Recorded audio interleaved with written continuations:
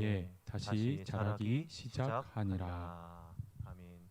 오늘도 하나님의 은혜를 사모해 나오신 우리 모든 성도님들 주님의 이름으로 사랑하고 축복합니다. 오늘 하나님께서 우리에게 놀라운 기도의 응답의 역사를 이루어 주실 것입니다. 우리 금요일날 나올 때마다 기대하는 마음으로 나오시기를 주님의 이름으로 다시 한번 간절히 축복합니다. 가용성 폭포라는 심리 현상을 나타내는 용어가 있습니다. 어떤 정보가 있는데 그 정보가 여러 사람에게 퍼뜨려지는 과정에서 이 각 사람의 감정하고 연쇄 반응을 일으키면서 이 사회적으로 걷잡을 수 없이 확산되는 현상을 말합니다. 우리 성도님들 맛집 투어라고 들어보셨습니까? 예, 어떤 칼국수 집이 맛있다라고 소문이 났어요.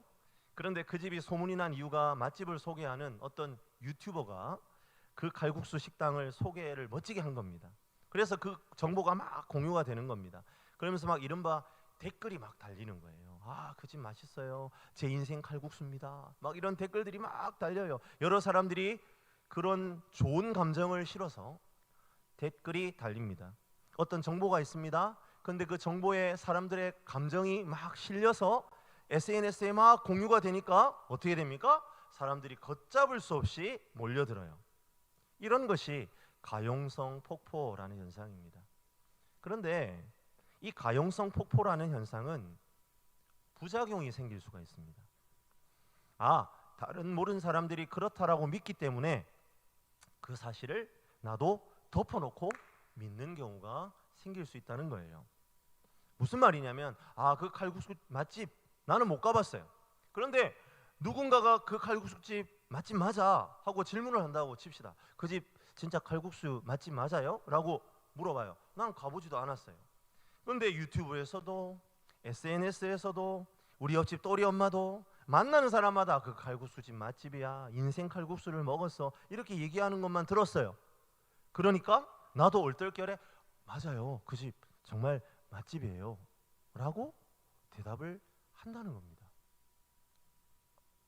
그렇게 해도 될까요? 안 되죠, 당연히. 만약 자신이 직접 경험을 못했으면 정말 그 집 맛있는 집이야? 라고 누군가가 물어보면 잘 몰라, 그렇게 대답하는 게 맞지 않습니까?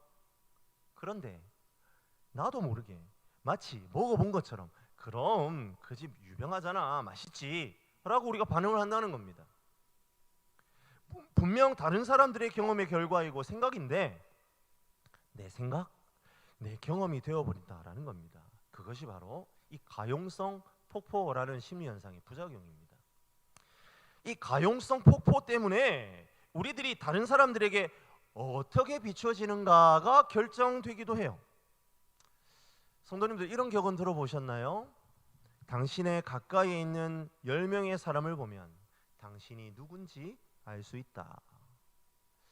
참, 이 격언이 어떻게 보면 좀 기분 나쁠 수 있습니다. 왜 내가 다른 내 주변에 있는 사람으로 나를 평가받아야 하지?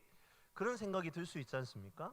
그런데 사실 이 격언이 사실이에요. 그 이유는 바로 이 가용성 폭포 때문이라는 겁니다. 내 주변에 어떤 사람을 두는가에 따라서 내가 만들어지는 부분이 있다는 거예요. 내 옆에 누구를 두는가가 나를 결정한다는 겁니다. 내 옆에 있는 사람들의 수많은 소리를 내 귀로 듣습니다. 어떤 말이 충고이고 어떤 말은 잔소리이기도 합니다. 어떨 때는 그 사람의 혼잣말을 그냥 내가 듣기도 합니다. 그 모든 말들이 내 귀를 통해서 나에게 들려옵니다. 그리고 무의식적으로 내게 영향을 미친다는 거예요. 그리고 결국 나는 내 주변에 있는 여러 사람들과 비슷한 사람이 되어버리는 겁니다. 공부에 관해 관심이 없던 학생이 공부로 유명한 학교에 가면 주변의 사람들의 영향을 받아서 공부 열심히 하게 됩니다. 자신을 꾸미고 화장하고 그런 거에 전혀 관심 없던 여성이 눈만 뜨면 뷰티에 관심을 가지고 있는 친구 5명만 사귀게 되면 이제 매번 거울을 들여다보고 얼굴 꾸미는데 온통 정신을 쏟게 된다니까요. 오늘 말씀에 등장하는 삼손도요, 이 가용성 폭포에 갇혀버렸습니다. 그는 성인이 된 후에 언제나 여자에게 둘러싸여 있었습니다. 그래서 그 여자들을 사랑했어요. 그리고 그녀들에게 물이 들어버렸습니다. 결정적으로 삼손은 드릴라의 속삭임에 귀를 기울이지요. 듣는 것이 그 사람을 만든다고 했습니다. 드릴라의 속삭임은 삼손으로 하여금 자신의 나신이로서의 정체성도 사사로서의 사명도 망각하게 만듭니다. 그리고 결국 자신의 비밀을 털어놓게 되고 블레셋 사람들의 손에 넘겨집니다. 하나님의 작은 태양이 들릴라라는 어두운 밤에, 들릴라라는 이 이름의 의미가 어두운 밤 이런 뜻이거든요. 어두운 밤에 삼켜져 버리고 말았던 거죠.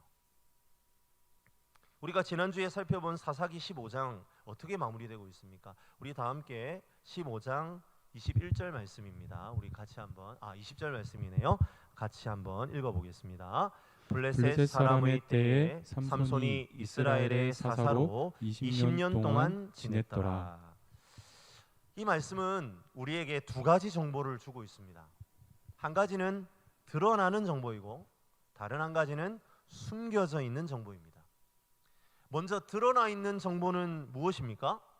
삼손이 20년 동안 결코 짧지 않은 기간을 사사로 지냈다는 정보입니다. 그렇다면 숨겨져 있는 정보는 무엇입니까? 삼손이 20년이란 이 짧지 않은 기간 동안 사사로 있었지만 그가 사사와 관련해서는 특별하게 한 일이 아무것도 없다라는 것이 숨겨진 정보입니다.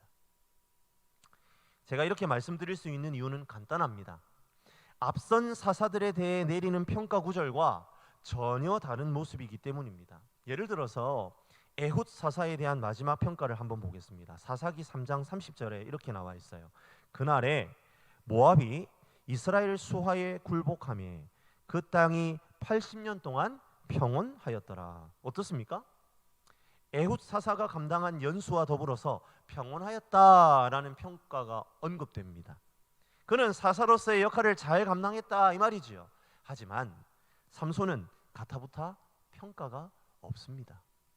그냥 그는 사사로 있었습니다. 명목상 사사였다는 말입니다. 그런데 그는 왜 그럴 수밖에 없었죠?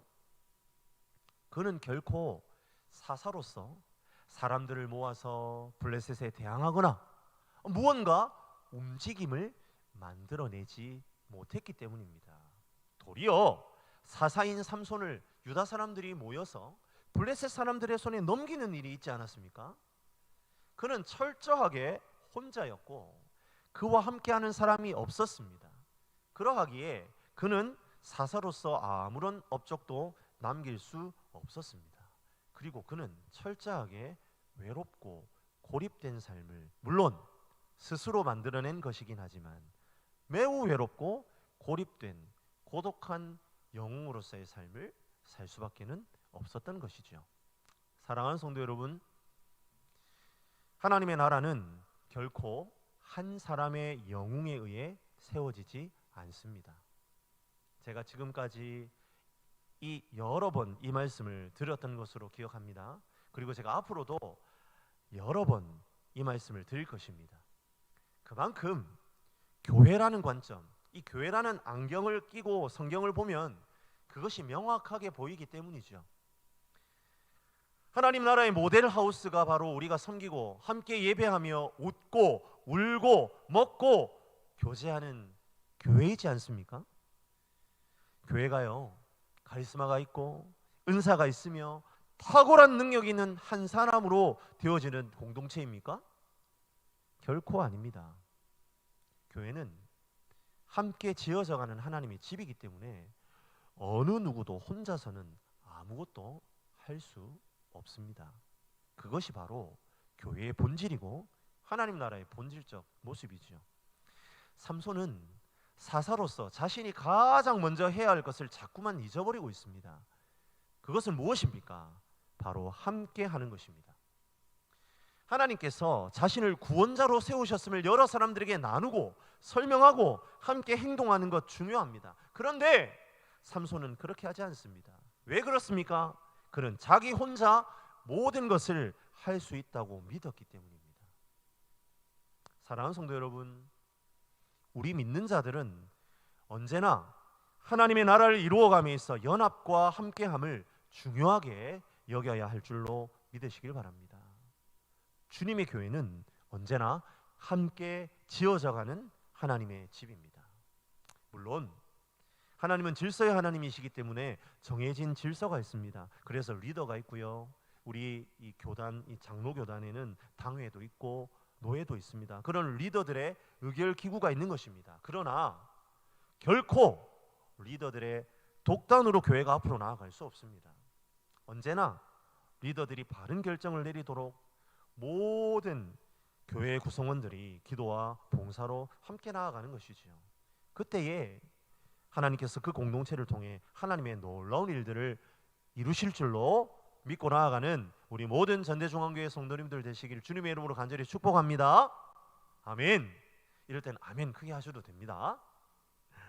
삼손은 이처럼 함께 있음에 실패하고 있습니다. 그런데 더 안타까운 것은 그 함께 연합함에 관심을 두지 않았을 뿐만 아니라 가까이 하지 말아야 할 대상, 연합하여서는 안 되는 대상을 가까이 하고 있다는 것입니다. 정말 가까이 두어 함께 예배해야 할 이스라엘 동족들과는 함께하지 않으면서 자꾸만 이방 여인을 찾아가는 삼손의 모습을 봅니다. 오늘 우리가 살펴보고 있는 16장에는 두 여인이 등장하죠. 첫 번째 여인은 가사라는 곳에 사는 여인입니다. 가사는요, 블레셋의 한 도시입니다.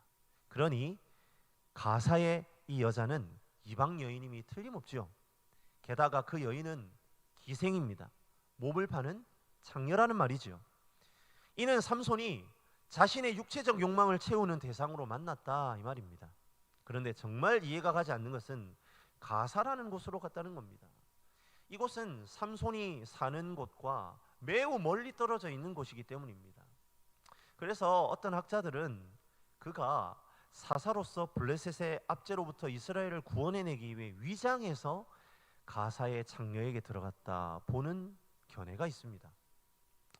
위장 전술을 통해서 블레셋 사람들을 치기 위해 지금 이렇게 행동하고 있다는 말이죠. 하지만 그러한 해석에는 동의하기 어렵습니다. 1절을 보시면 보고라는 단어가 있습니다. 이 단어 때문입니다. 보았다라는 동사는 마음에 들었다라는 의미를 포함하고 있습니다. 그러니까 삼손은 단순하게 그 기생이 보기에 마음에 들어서 그 여인과 육체적 관계를 나누기 위해 들어갔다 이 말입니다.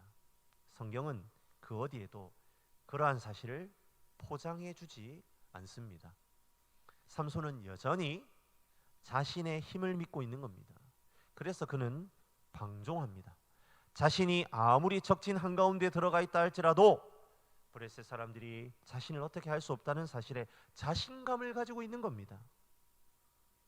그래서 자신의 육체적 욕망을 채우기 위해 멀리 블레셋 적진의 한가운데 들어가도 나는 괜찮을 거야 라고 생각합니다. 그런데 성도님들, 더 문제는 무엇입니까? 나는 사사이고 나는 날 때부터 나신인이기 때문에, 그리고 하나님 내가 뭘 해도 지금까지 나를 이렇게 강한 힘으로 사로잡아 주셨으니까 내가 얼마든지 죄의 선을 넘나든다 할지라도 나는 괜찮을 거야 라는 생각이죠. 하나님을 의식하지 않는, 하나님을 가까이 두지 않는 이 삼손의 태도가 더 문제입니다. 그런데 안타까운 것은 삼손이 가지고 있는 예상이 안타깝게도 맞아 떨어졌다는 겁니다. 삼손을 죽이려고 많은 블레셋 사람들이 매복하였지만 삼손은 보란듯이 문짝들과 두 문설주를, 이제 이 문짝을 받치고 있는 양쪽의 기둥이죠, 그것을 들어서 어깨에 메고 헤브론 앞산 꼭대기로 간다는 거죠. 이 고대 도시에서 성문은요 매우 중요한 역할을 합니다. 창세기를 보시면 롯이라는 인물이 있잖아요. 이 아브라함의 조카지요. 롯이 세 천사들이 소돔성으로 다가올 때에 어디에 앉아 있습니까? 그렇습니다. 성문 위에 앉아 있습니다. 그것은 롯이 소돔성에서 높은 위치에 있었다라는 의미입니다. 그러니까 성문 위는요, 언제나 중요한 결정이 이루어지는 장소입니다. 그런데 그 중요한 성문을 기둥채로 뽑아서 삼손이 헤브론으로 도망을 갑니다. 이것은 그 도시에 대한 어마어마한 모욕입니다. 삼손은 거기에 만족하는 거예요. 내가 내 힘으로 내가 우리 민족을 압제하는 블레셋을 모욕 주었다. 그래, 내가 이 정도 했으면 됐지 뭐. 하나님께서 나에게 기대하시는 건 이런 거야. 그러니까 나한테 이렇게 강한 힘을 주신 거지. 그렇게 자기 스스로 자신의 사명과 자신의 비전을 재단하고 있는 겁니다. 삼손은 이처럼 자기 혼자도 상관없다는 것을 뽐내는 듯합니다. 그리고 자신의 힘 자랑한 것을 은근히 즐기고 있는 거예요. 하지만 문제는 삼손이요, 계속해서 여인들의 영향을 받고 있다는 겁니다. 자신은 다른 주변의 어떤 것에도 영향을 받지 않고 여전히 나는 강한 힘으로 내가 할 일은 한다. 그러니 하나님도 그냥 내가 하는 거 그냥 봐주시는 거지 뭐. 그러고 있는데요, 그도 모르게 알게 모르게 여인들의 말에 귀를 기울이고 있는 삼손의 모습을 보게 되는 겁니다. 하나님을 가까이 하고 하나님의 말씀에 귀 기울여야 할 사사 삼손이 여인들의 말에 귀를 기울입니다. 그리고 그 여인들의 말은 가용성 폭포가 되어서 그의 마음을 사로잡게 되고 그는 결국 모든 것을 잃어버리고 맙니다. 4절을 보시면 삼손은 들릴라라는 여인을 만나게 됩니다. 그런데요, 4절을 보니까요, 이 들릴라를 사랑했다라는 표현이 나오네요. 앞선 14장에 딥나 여인과 결혼하는 장면에서는 보고라는 표현이 있었습니다. 그리고 16장 1절에 가사의 창녀에게도 보고라는 표현을 썼어요. 그냥 보았다라는 동사, 보고 마음에 들었다, 요 정도였어요. 앞선 두 여인에게는 그런 표현을 썼다는 겁니다. 그런데 지금 삼손은요, 계속해서 지금 여러 여자들을 보고 있습니다. 여러 여자들을 보면서 마음에 들었습니다. 그러니 이제 세 번째 여자인 들릴라에게는 보고로 끝나지 않는 겁니다. 보고 좋았더라로 끝나지 않습니다. 사랑했다라는 표현이 나오는 겁니다. 거듭 보고 마음에 들어하는 과정이 반복되다 보니까 이제 삼손의 마음 한가운데에는 여자가 들어차는 겁니다. 여자들의 말이 들어차 버리는 겁니다. 그는 사사로서 이스라엘 사람들을 일으켜야 할 의무가 있었습니다. 그는 연합해야 합니다. 그리고 블레셋을 이겨내고 하나님 나라의 모델인 이스라엘을 일으켜야 합니다. 그는 구원자로서 감당해야 될 역할이 있다는 말이죠. 그런데 그것을 등한시합니다. 그리고 자신의 주변에 계속 자신의 눈에 보기 좋은 여자들만 갖다 놓습니다. 그러자 결국 가용성 폭포에 사로잡혀 그 마음속에 들릴라만 들어온 것입니다. 그 여자만 사랑합니다. 하나님과 하나님의 백성을 사랑하고 그들을 품어야 할 삼손이 그 일에 실패하고 말았습니다. 그런데 그 일이 실패로 끝나버리면 좋으련만 그것이 결국 삼손을 죽음의 자리로 몰고 가는 참담한 현실을 우리는 성경 가운데 마주하게 되지 않습니까? 너무나도 안타깝고 고통스러운 장면이 아닐 수 없습니다. 블레셋 사람들은 삼손이 들릴라를 사랑하여 그와 동거하고 있다는 사실을 알고는 들릴라에게 제안하지요. 만약 삼손의 힘의 근원을 알아내서 그를 결박하여 굴복하게 만들 방법을 알아내기만 한다면 은 1,100개를 주겠다 약속합니다. 당시의 노예의 가격이 은 30이었고요. 흥정을 하면 20에도 살 수 있었어요. 그러면 약 한 45명 정도의 노예를 살 수 있는, 그 이상의 노예를 살 수 있는 큰 돈입니다. 들릴라는 그 제안을 받아들고는 삼손을 유혹하여 그 힘의 근원을 알아내려 하죠. 총 4번의 질문을 하고 삼손은 4번의 대답을 합니다. 6절부터 12절까지는 처음 2번의 들릴라의 질문 그리고 삼손의 대답이 나옵니다.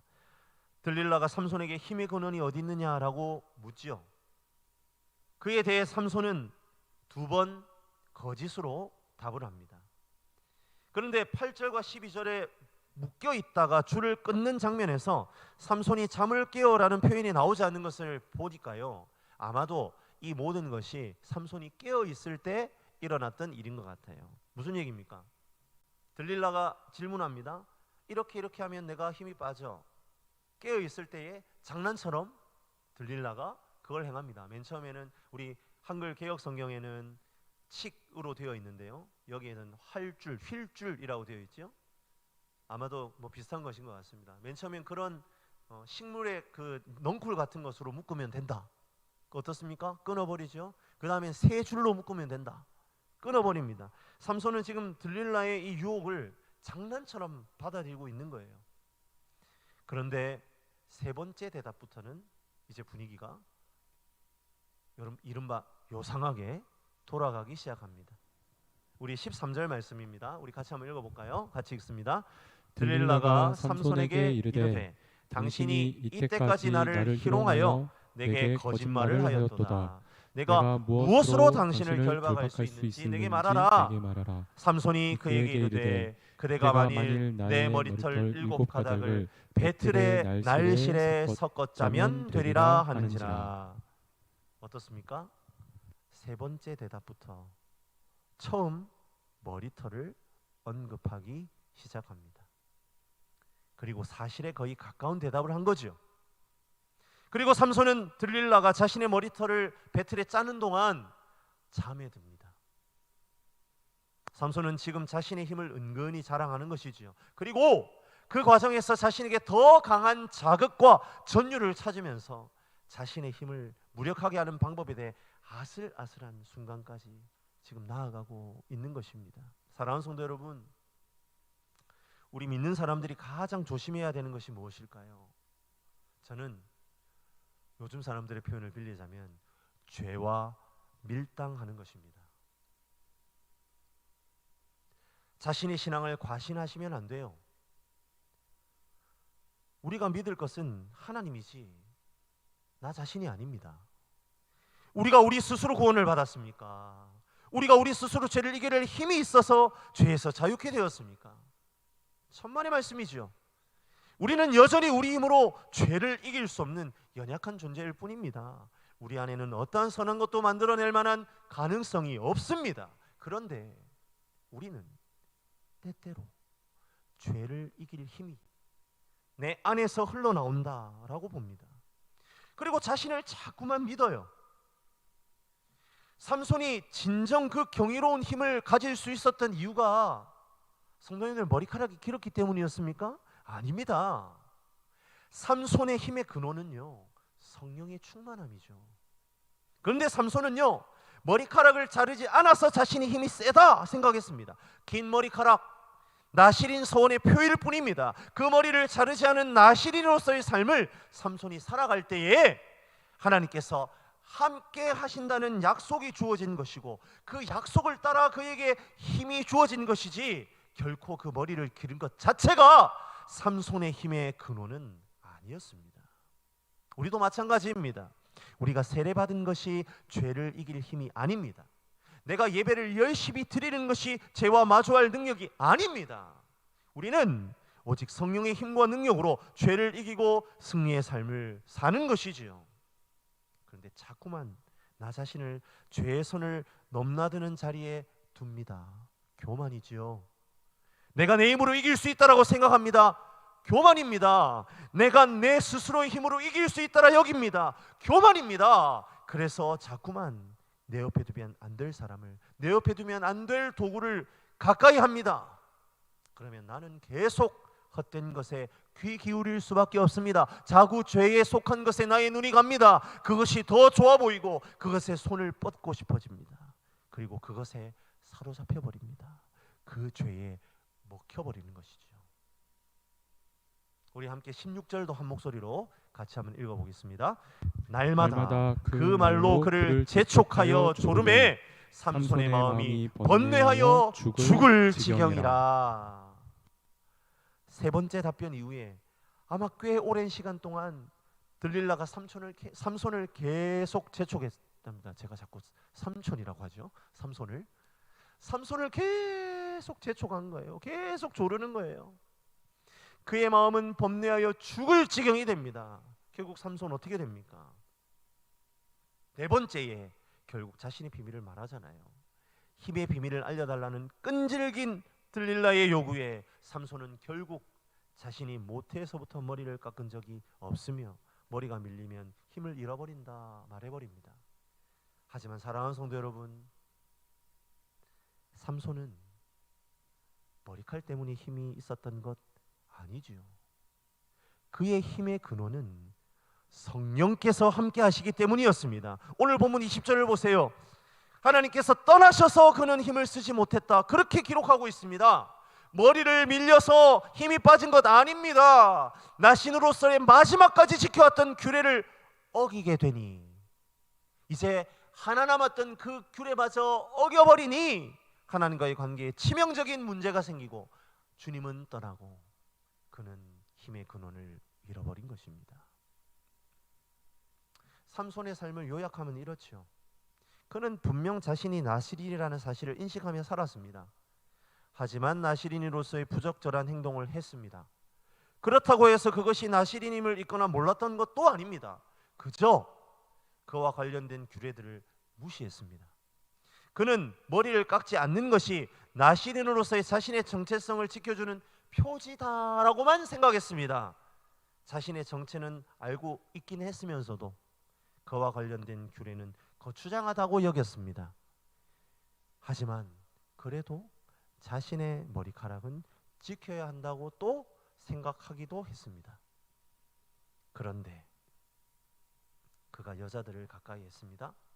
규례를 업신여긴 결과이지요. 나시린은 부정한 것, 죽은 시체, 이방인, 이방 여인, 포도로 만든 것, 포도주, 독주 다 금해합니다. 그런데 그 규례를 업신여겼지요. 그 결과 그는 점점 하나님과의 관계가 멀어집니다. 그는 여자들을 통해 위로받으려고 합니다. 사사로 세워져서 나라를 구해야 한다는 생각 있었습니다. 그런데 자신에게 있는 괴력으로 충분하다 여기며 블레셋과 상대합니다. 하지만 어쩌면 그 내면에 다른 이스라엘 사람들에게 인정받고 싶은 마음이 있었는지도 몰라요. 그래서 늘 외롭습니다. 그는 그럴수록 하나님을 가까이 하면서 자신을 나시린이자 사사로 세우신 이유와 목적을 기억하고 따라야 했습니다. 영웅놀이는 집어치우고 진정한 리더가 되어야 했습니다. 하나님을 더 가까이 하고 함께 블레셋을 물리칠 용사들을 가까이 두어야 했습니다. 그러나 그는 결국 눈에 보기 좋은 여자들을 선택했고 여자들의 말에 귀를 기울였으며 여자들을 사랑했고 그 여자들의 졸라대는 말에 마음에 번민하며 자신의 모든 것들을 내어주다가 결국 멸망의 길로 빠져버렸습니다. 결국 그 말에 귀를 기울인 결과 어떻게 됩니까? 결국 여호와의 임재를 잃어버립니다. 자신의 나시린으로서의 표지마저 헌신짝처럼 벌어버리자 하나님도 결국 그를 떠나십니다. 그리고 그는 힘 한 번 써보지 못하고 블레셋에 잡혀 두 눈이 뽑힙니다. 두 눈에 보기 좋은 것을 쫓다가 눈이 뽑힌 것입니다. 그리고 결국 옥에 갇혀 맷돌이나 돌리는 신세가 되어버렸습니다.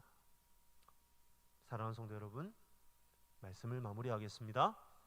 우리는 결국 오늘 말씀을 통해 누구를 가까이 하고 있는가라는 질문을 받게 됩니다. 삼손은 자신의 사사로서의 사명을 완수하기 위해 이스라엘 민족들을 일으켜야 했습니다. 하지만 매번 잘못된 선택으로 말미암아 오히려 이스라엘 백성들의 근심거리가 됩니다.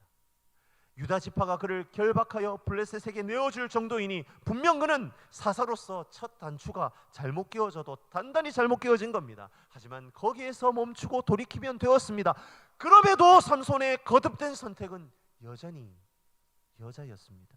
눈에 보기에 좋은 여자들을 자신의 옆에 두었습니다. 그리고 그 말에 귀를 기울였습니다. 하나님의 마음으로 민족을 향한 갈급한 마음이어야 하는데 여자의 나를 사랑하지 않는 거야?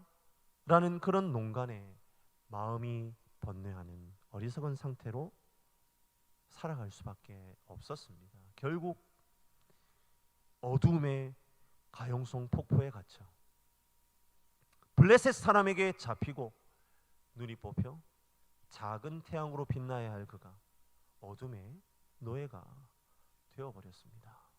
그는 하나님을 가까이 함으로 성령의 가용성 폭포에 휩싸이는 사람이어야 했습니다. 이 밤에 저와 여러분을 향하여 하나님 그렇게 되기를 원하십니다. 우리 주변에 성령에 사로잡힌 사람들을 두어야 합니다.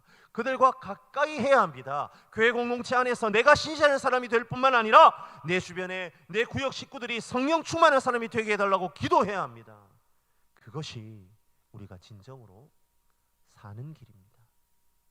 그리고 무엇보다 하나님을 가까이 해야 합니다.